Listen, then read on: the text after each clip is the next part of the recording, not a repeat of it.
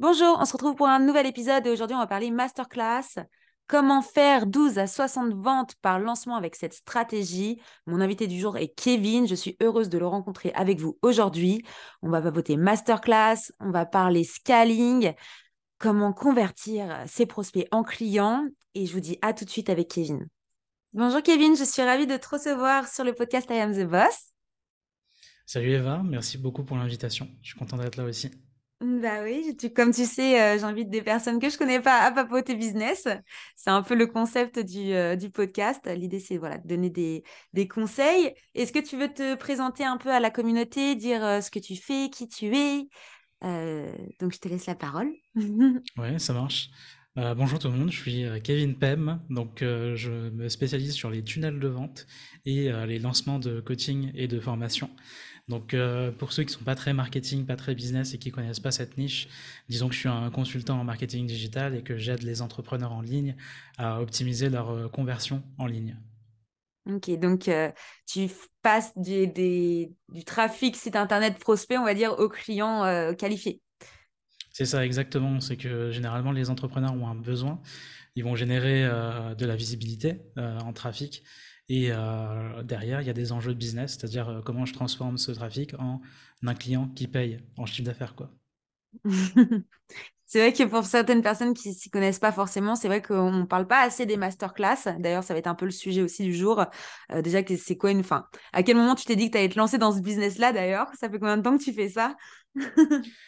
Euh, j'ai cofondé une agence il y a quelques années avec deux cofondateurs.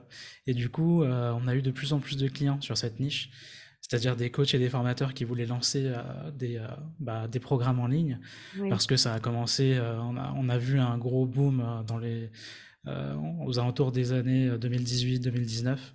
C'est là où vraiment ça a explosé. Surtout encore plus Ouais, ouais. avec La crise sanitaire. c'est ça. Je voulais pas dire le mot, Ouais, mais ça voilà, devient c'est un peu dit. comme Dark Vador, tu sais, genre on ne dit pas le mot. C'est ça, exactement. Donc je me suis spécialisé de plus en plus sur ce sujet parce que je savais pas que c'était un sujet en fait. Pour nous, on s'est formé, on a mis en place une stratégie, on l'a testé avec une cliente, on l'a aidé à lancer une académie en ligne sur de l'immobilier, alors qu'elle était aussi salariée à temps plein, donc c'était un side business pour elle. Et on a vu que ça fonctionnait, et plus tard, j'ai vu que d'autres personnes s'intéressaient à cette stratégie, c'est-à-dire la stratégie de la masterclass en ligne. Ah, c'est vrai que pour l'avoir testé, déjà c'est énormément, énormément de travail. Donc, faut prendre le temps de le faire. Après, faut réussir à les vendre aussi, parce que ça, c'est un autre concept. Que tu aies aussi voilà, des qualifications au niveau de la caisse de dépôt ou Calliope, voilà, avec les CPF, etc., c'est une chose, mais quand on n'a pas, c'en est une autre. Donc, réellement, tu dois t'amuser de temps à autre avec tes clients parce que c'est énormément de travail. Mais quand tu vois le résultat, bah, c'est super satisfaisant, quoi. Donc, franchement, C'est ça. je comprends que tu t'es mis sur cette niche-là, c'est intéressant. Et puis, en général, c'est des personnes qui ont envie de donner aux autres, elles ont envie de partager leurs connaissances et pas juste faire du business avec les masterclass, en fait. Ils ont une idée de partage. C'est ça qui est quand même super C'est ça, agréable. généralement, ce sont des experts qui ont une expertise à partager. Ils veulent vraiment aider leur clientèle. Et généralement, c'est des entrepreneurs qui veulent passer de l'accompagnement individuel à l'accompagnement collectif pour pouvoir accompagner plus de personnes à la fois. Et du Mm. coup, vraiment démocratiser un peu leur méthode, quoi. Parce que du coup, l'entrepreneur a créé sa méthode à lui. Il est convaincu que c'est la meilleure méthode sur le marché pour atteindre X objectifs Oui. pour son client idéal. Et du coup, il veut vraiment rendre service à un maximum de profils qui rentrent dans ce client idéal, quoi. Mm. Ouais, c'est vrai que quand tu es coach, enfin pour les seuls coachs que je connais ou les formateurs, leur problématique réelle, c'est toujours bah, j'ai plus le temps, mon calendrier il est plein. Et en fait, ils se retrouvent à devoir refuser des apprenants parce ils ont plus de place dans leur calendrier en fait. Donc cette méthode de masterclass, je trouve que c'est super intéressant. Ils peuvent offrir voilà l'opportunité de donner un temps de leur vie, mais pour X personnes. Et donc c'est super, sachant qu'en plus avec les nouvelles technologies, tu peux totalement Mm. renvoyer le remake de la formation. Enfin, tu peux enregistrer ce que tu dis. Après, tu peux te servir de ce contenu-là. Enfin, tu as énormément de choses que tu peux faire avec la masterclass. C'est ça, exactement. Après, ici, la masterclass, moi, là où je me spécialise, c'est plutôt quand on utilise la masterclass comme un outil de vente. C'est-à-dire que bah, c'est un webinar, en fait, c'est la même chose. C'est un webinar qu'on va utiliser pour vendre le programme en ligne. Donc, c'est juste un moyen pour faire passer un prospect qualifié au statut de client dans le programme en ligne. Ok. Donc bien sûr, là, c'est pour amplifier un message, donc pouvoir toucher un maximum d'audience, parce que du coup, on va inviter un tas de prospects sur cette masterclass pour leur apporter de la valeur, certes, mais aussi pitcher l'offre du programme en ligne. Et c'est ensuite seulement qu'on va accompagner les clients grâce au programme en ligne. Ok. Donc, pour ou contre déjà les masterclass gratuites? C'est ça, c'est un vrai débat. Parce que tu vas récupérer Euh, d'une audience, mais après, pour leur faire payer une audience qui ont eu l'habitude d'avoir du contenu gratuit. Moi, je suis pour, totalement pour. Ça marche. Du coup, c'est quelque chose qui fonctionne pour mes clients. Donc, à chaque fois, c'est la stratégie qu'on utilise le plus. Parce qu'en Mhm. fait, dans une stratégie de lancement, tu peux utiliser d'autres stratégies, comme par exemple les challenges. Un challenge gratuit en 5 jours, par exemple. Ou alors le format atelier, où, par exemple, tu invites un petit groupe sur Zoom, par exemple 10 à 30 personnes, et ensuite tu les fais bosser un petit peu sur ton sujet.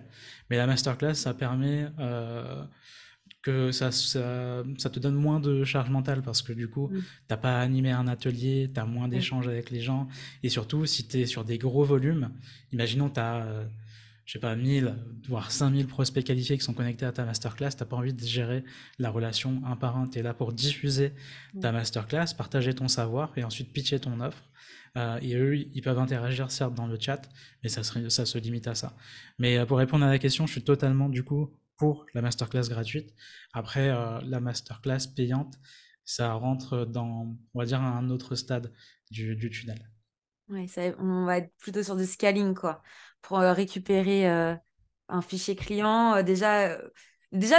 Avoir ton fichier client pour qu'ensuite ils acceptent d'avoir une masterclass gratuite, déjà, il y a des vraies étapes pour passer de je m'inscris à juste je regarde le emailing que tu reçois toutes les semaines dans ta boîte de réception. Parce que ça, c'est vrai que Ouais. c'est Mm.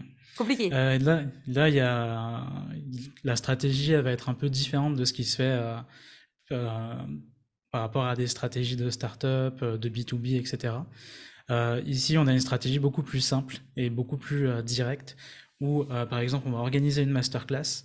Si on a déjà une communauté existante, imaginons sur LinkedIn ou sur Instagram, on va inviter cette communauté. Par exemple, imaginons j'ai 1000 abonnés sur Instagram, bah, je vais mettre en story, voilà, j'organise telle masterclass, inscrivez-vous. Pour que les gens s'inscrivent, du coup, on va créer une page d'opt-in, une page d'inscription. Et c'est ici que les gens accepteront de donner leurs informations, donc prénom, email. Généralement, on n'a pas besoin de plus. Et ensuite, on va programmer une séquence mail de rappel pour pouvoir les garder, parce que c'est pas parce que tu as 1000 inscrits à ta masterclass que tu vas avoir 1000 personnes devant toi. Donc il faut optimiser ce taux de présence. Et ensuite, tu vas faire ta masterclass et vendre. Après, pour amplifier encore plus ton message et obtenir plus d'inscrits, ce que tu peux faire, c'est aussi diffuser ta page d'opt-in en publicité. Par exemple, sur Facebook, c'est quelque chose qui se fait beaucoup. Et sur tous tes autres canaux, parce que toi-même, par exemple, tu as un compte Instagram, Mhm. tu m'as trouvé sur LinkedIn aussi, je crois, ou Ouais. l'inverse. Euh, Je crois que l'inverse, hein, c'était Non, même l'inverse. pas, je t'ai trouvé grâce à la newsletter du citron jaune, du Ah oui, citron rose. ouais, c'est ça. C'est Et, ça, et c'est exactement. vrai que je suis abonnée à très très peu de newsletters. Et en fait, son concept Pinterest, ça fait des années que je me dis, vas-y, il faut à fond que je me mette sur Pinterest. Et en fait, je me mets jamais sur Pinterest. Donc, c'est une des seules newsletters que je reçois d'ailleurs dans ma boîte et que je lis. Et donc, j'ai vu Kevin, machin, je regarde. Bon, ok, hop, je vais faire un petit check Insta, hop, hop, hop. Et c'est là que je t'envoie un message. Ouais, top, comme quoi. Comme quoi, ouais. Ce que je disais, ben, du coup, c'est que si tu as une audience sur LinkedIn Mm. aussi, tu peux faire, par exemple, bah, promouvoir ta masterclass sur LinkedIn. Généralement, ce qu'on va faire dans la stratégie, c'est qu'on va prévoir 7 jours où on va promouvoir cette masterclass Ok. sur tous les canaux que tu as. Par exemple, si tu as une liste mail, ben, pendant 7 jours, tu vas envoyer des emails pour dire, voilà, je vais parler de tel sujet, il y a tel problème, voici les conséquences, et si tu veux aller plus loin, j'organise telle masterclass, inscris-toi ici. Et à chaque fois, on met le lien de la landing page d'inscription en call to action.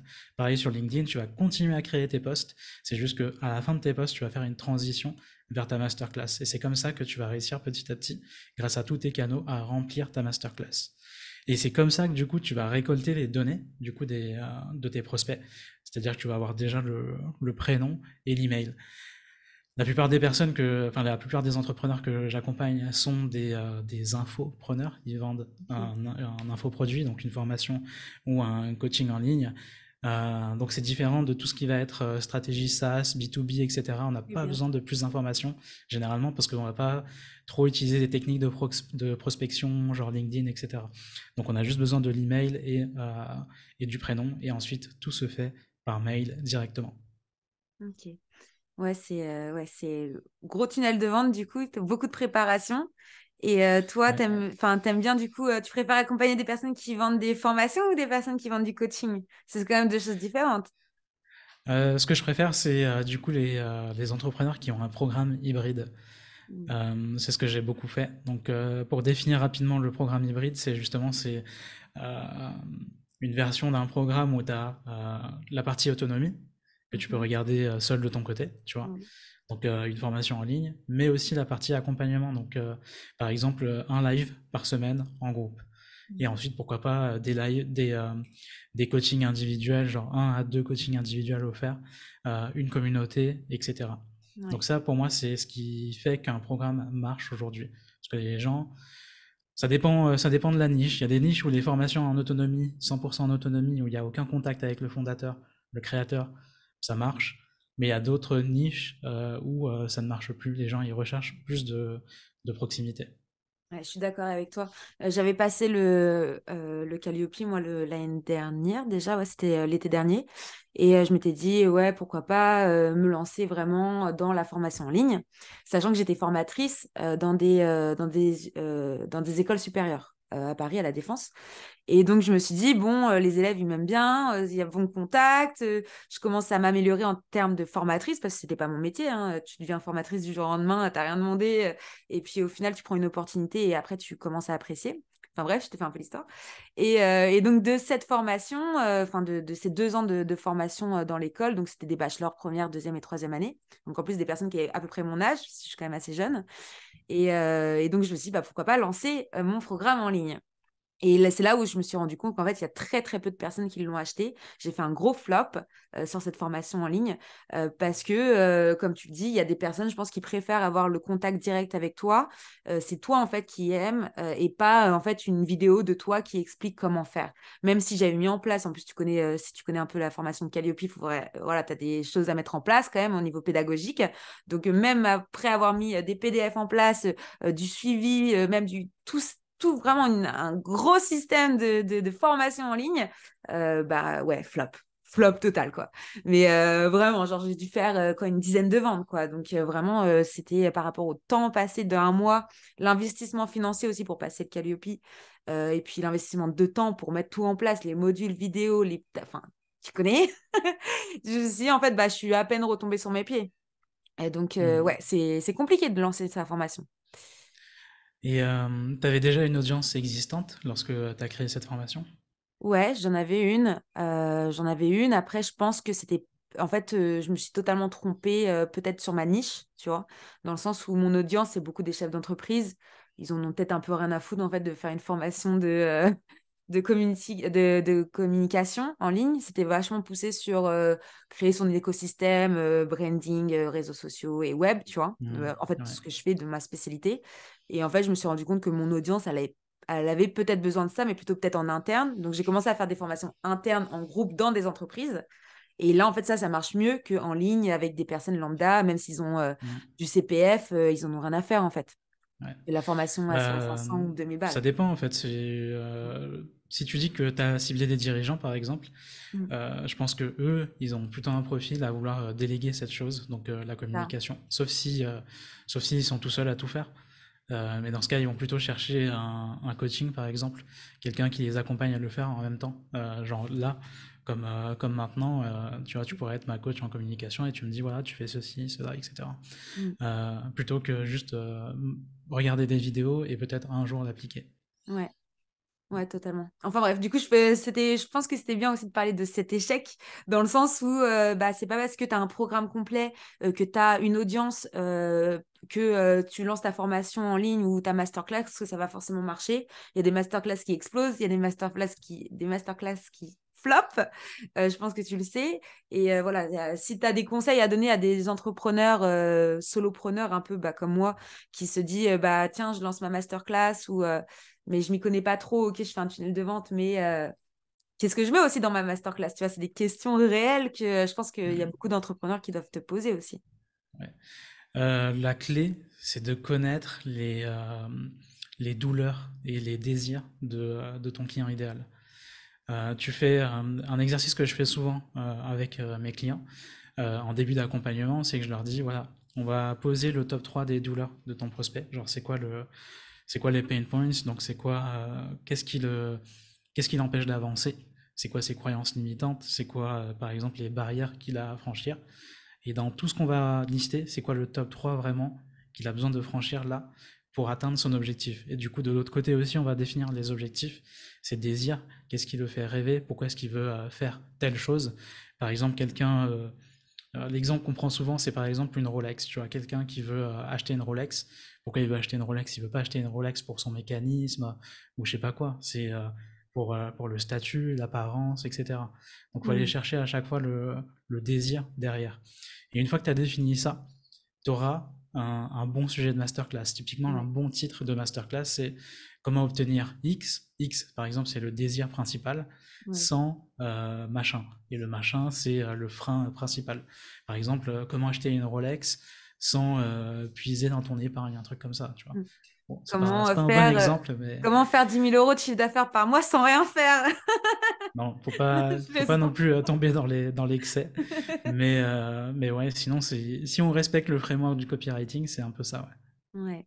Ah, c'est vrai que le copywriting, c'est super important. J'ai fait pas mal d'épisodes aussi à ce sujet avec des vrais pros du copywriting. Et c'est vrai que déjà se mettre aussi dans le corps, enfin dans l'esprit de ton client idéal pour écrire d'une manière à qu'il ait envie de participer à des événements ou qui ont envie d'acheter. Hein. Pareil, on est encore sur les tunnels de vente. Hein.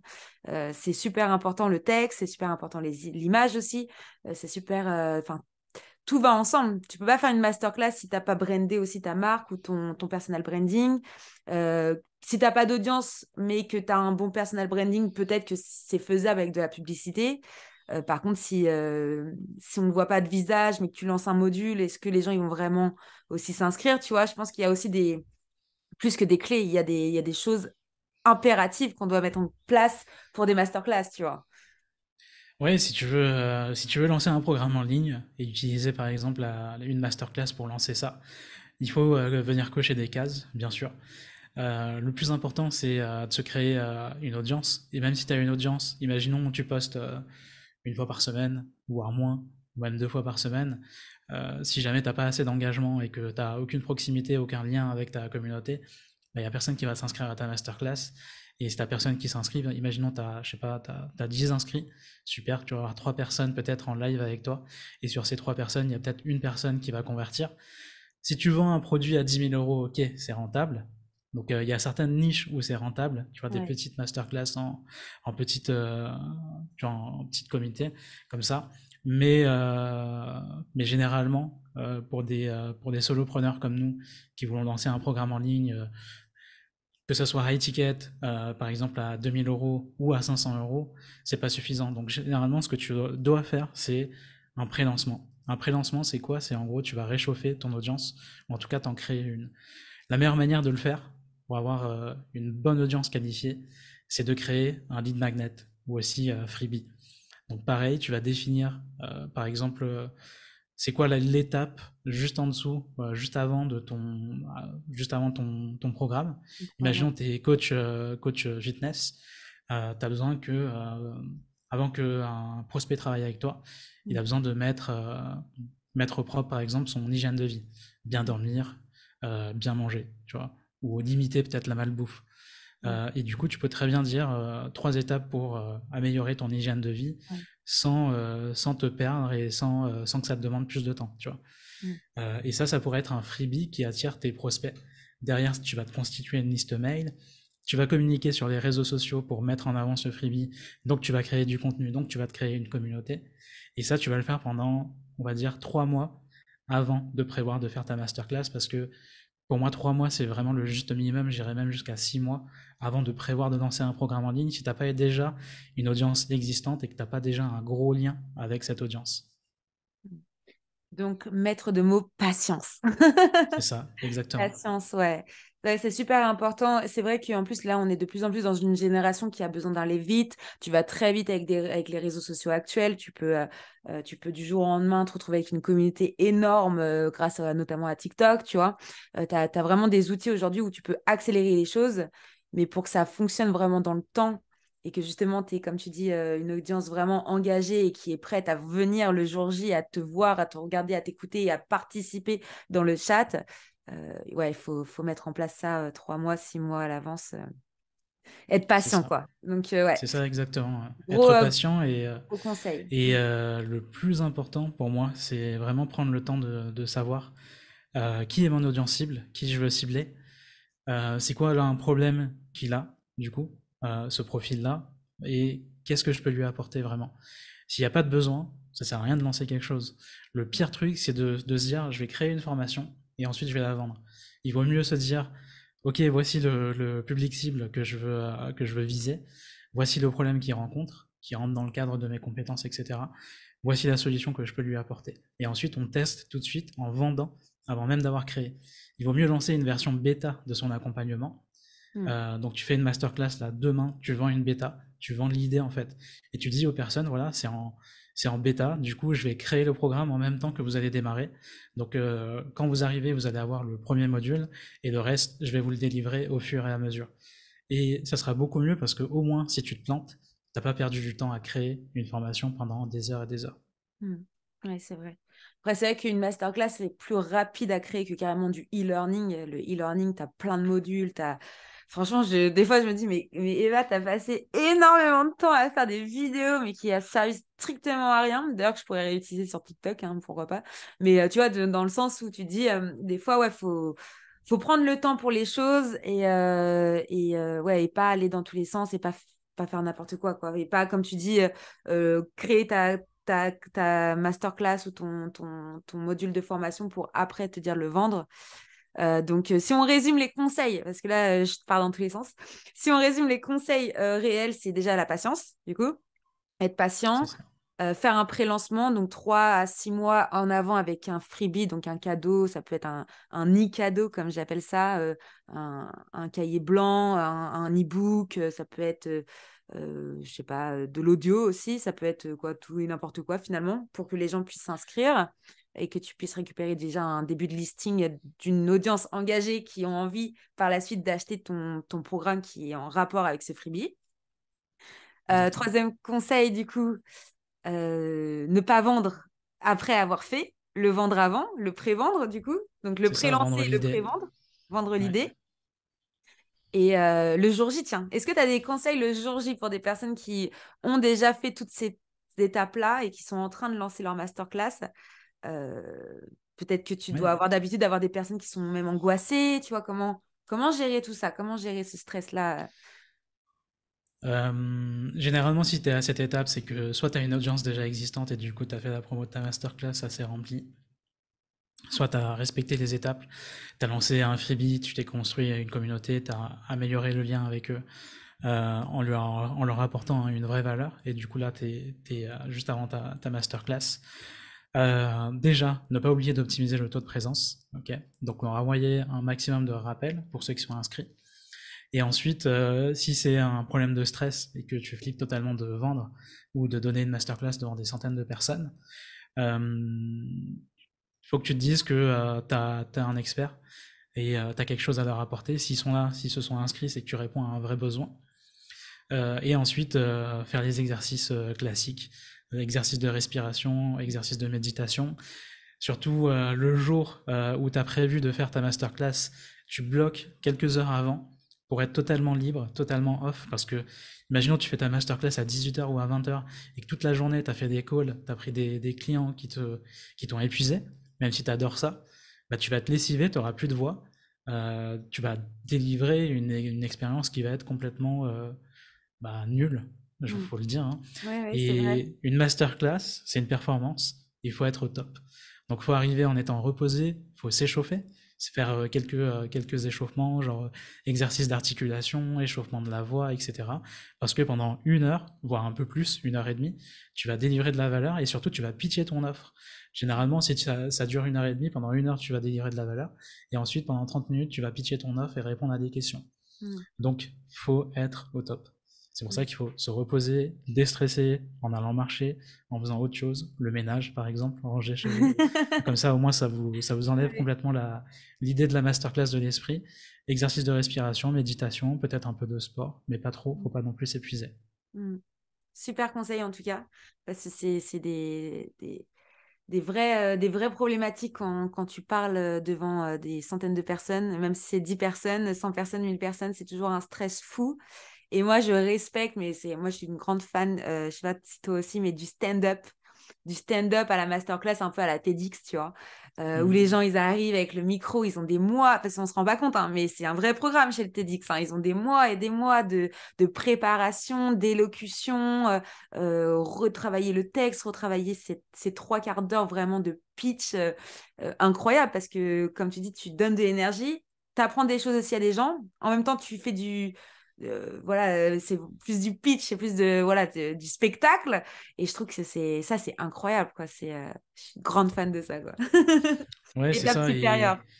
Et pour reprendre même, peut-être pas dans le cadre du TEDx, parce que du coup Mm. c'est bien travaillé, il y a des codes à respecter, mais je prends l'exemple plutôt de YouTube. Souvent, les gens, ils ont la même problématique avec YouTube, ils sont pas en confiance et ils savent pas comment bien performer en vidéo. Et Mm. une règle à respecter, c'est de se donner à 120%, c'est-à-dire prendre son niveau d'énergie et le booster un petit peu à 120%, parce que souvent, ce qui se passe avec une caméra, c'est que la caméra ne retranscrit pas 100% du ton, de l'énergie que tu vas donner. Ça se perd un peu, ça va te ralentir, tu vas paraître plus mou. Alors là, par exemple, je suis sûr que je suis en train de parler, me donner au maximum, et je parais beaucoup plus mou que ce que je peux paraître, quoi. Bah, je te connais pas dans la vraie vie, donc je peux pas te dire, mais non, tu me parais pas mou. Ça va. Ok, alors, Donc, tant mieux. et non, franchement, c'était super intéressant. Mais je suis d'accord avec ce système d'énergie où, de toute façon, c'est comme tout, hein, avant même un gros rendez-vous super important avec un gros client où tu peux pas te laisser manger le cerveau. Moi, j'appelle ça, tu vois, même toutes mettre le téléphone en silencieux, mettre des personnes en mute pour te dire que non, en fait, ce client-là, tu sais que s'il te parle d'un truc, tu vas partir sur autre chose. Du coup, tu vas plus être focus sur le truc principal qui va arriver dans quelques heures. Et ça, c'est super important de savoir mettre mute, que ce soit même ta famille. Hein. J'entends que c'est ta famille, des amis, des clients. Il faut savoir vraiment se reconcentrer sur soi-même, comme tu dis, avec de la méditation ou voilà, apprendre à contenir cette énergie pour pouvoir la donner et puis avoir, comme tu dis, de la vidéo percutante, un audio percutant pour que les gens apprécient et apprennent des choses surtout. Mhm. Donc, Ouais. j'étais contente en tout cas de papoter avec toi, Kevin. Plaisir Euh, partagé. on va pouvoir, du coup, je vais te remettre, enfin, je vais vous mettre les références dans la description de cet épisode. Donc, ton LinkedIn, sûrement peut-être ton site pour qu'on puisse t'appeler pour créer des tunnels de vente dans le cadre de masterclass, où on peut aussi découvrir tes services. Et puis, Ouais. n'hésitez pas à lui poser des questions sur ce sujet. Bon, déjà, je pense que je lui ai posé énormément de questions. Donc, normalement, ça vous a aidé. Ça vous a aidé à se dire, bon, qu'est-ce qu'il faut faire, qu'est-ce qu'il ne faut pas faire. Euh, mais encore une fois, enfin, il y a pas d'échec, même si on échoue une fois, deux fois, trois fois. Euh, il y a beaucoup d'entrepreneurs et de personnes à succès qui disent c'est en réessayant qu'on s'améliore et qu'on performe. Donc, c'est parce que vous avez eu peut-être un échec dans le passé avec une masterclass que vous avez créée que vous n'allez pas réussir. Et si vous avez besoin de confiance, bah, vous appelez Kevin, quoi. C'est ça, n'hésitez pas. Si vous voulez, si vous avez plus de questions ou de sujets qu'on n'a pas encore abordés, n'hésitez pas à venir me parler en message privé. Super. Bah, merci beaucoup, Kevin. Je te souhaite une Merci bonne Eva, journée. Je vous souhaite une bonne bonne journée journée, à tous. Et à ciao, très vite. ciao. Salut, bye.